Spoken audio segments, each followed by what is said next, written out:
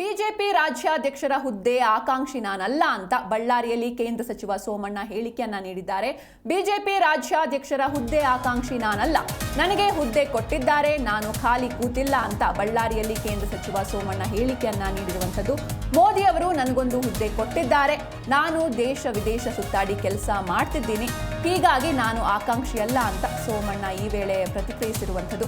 ಇನ್ನು ಬಿಜೆಪಿಯಲ್ಲಿ ರಾಜ್ಯಾಧ್ಯಕ್ಷರ ಆಯ್ಕೆ ತೀವ್ರ ಕುತೂಹಲವನ್ನು ಸೃಷ್ಟಿ ಮಾಡ್ತಾ ಇದೆ. ಒಂದ್ ಕಡೆ ವಿಜೇಂದ್ರ ಅವರು ನನ್ನನ್ನೇ ಮುಂದುವರಿಸ್ತಾರೆ ಅನ್ನುವಂಥ ವಿಶ್ವಾಸದಲ್ಲಿದ್ದಾರೆ.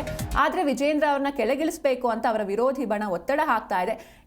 ಇನ್ನು ಕೆಲವರು ಕೇಂದ್ರ ಸಚಿವರಾದಂತಹ ಸೋಮಣ್ಣ ಅವರನ್ನ ರಾಜ್ಯಾಧ್ಯಕ್ಷರನ್ನಾಗಿ ಮಾಡ್ತಾರೆ ಎನ್ನುವಂತಹ ಒಂದು ಹೇಳಿಕೆಗಳನ್ನ ಕೂಡ ಅಥವಾ ಒಂದು ಚರ್ಚೆಯನ್ನ ಕೂಡ ಮಾಡ್ತಾ ಇರುವಂತದ್ದು. ಆದ್ರೆ ಇದಕ್ಕೆ ರಿಯಾಕ್ಟ್ ಮಾಡಿದ್ದಾರೆ ಬಳ್ಳಾರಿಯಲ್ಲಿ ಕೇಂದ್ರ ಸಚಿವ ಸೋಮಣ್ಣ. ಬಿಜೆಪಿ ರಾಜ್ಯಾಧ್ಯಕ್ಷರ ಹುದ್ದೆ ಆಕಾಂಕ್ಷಿ ನಾನಲ್ಲ ಅಂತ ಬಳ್ಳಾರಿಯಲ್ಲಿ ಕೇಂದ್ರ ಸಚಿವ ಸೋಮಣ್ಣ ಹೇಳಿಕೆಯನ್ನ ನೀಡಿದ್ದಾರೆ.